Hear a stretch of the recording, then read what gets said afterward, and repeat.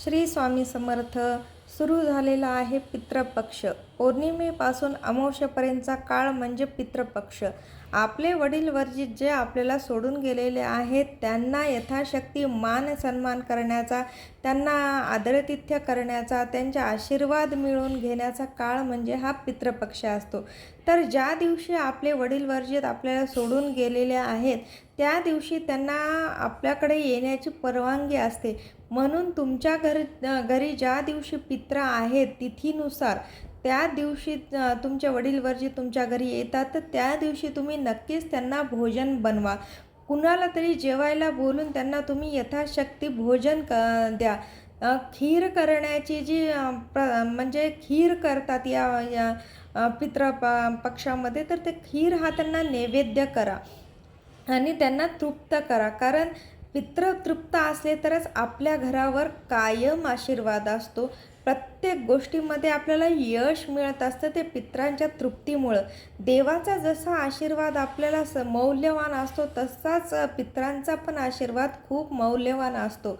म्हणून त्यांना अतृप्त न ठेवता तुम्हाला जेवढं घडेल तेवढं तुम्ही त्या दिवशी पित्रांच्या दिवशी त्यांना यथाशक्ती तुम्ही त्यांचा हे करा, मान सन्मान करा, जेवण करा, त्यांच्यासाठी पाणी अर्पण करा.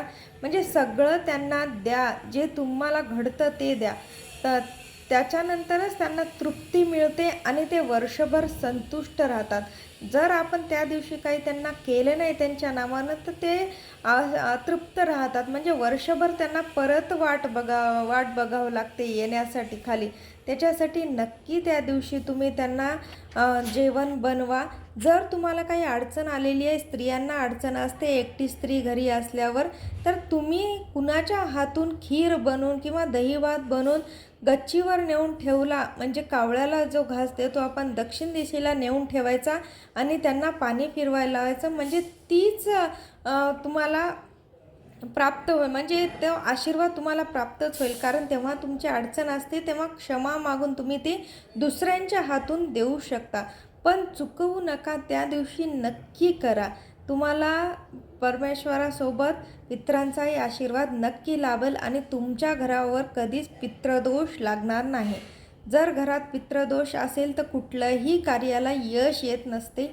तर पितृतृप्ती होणं खूप जास्त महत्त्वाचं असते. तर पित्रांना तृप्त नक्की करा आणि त्यांची यथाशक्ती सेवा नक्की करा. श्री स्वामी समर्थ. धन्यवाद.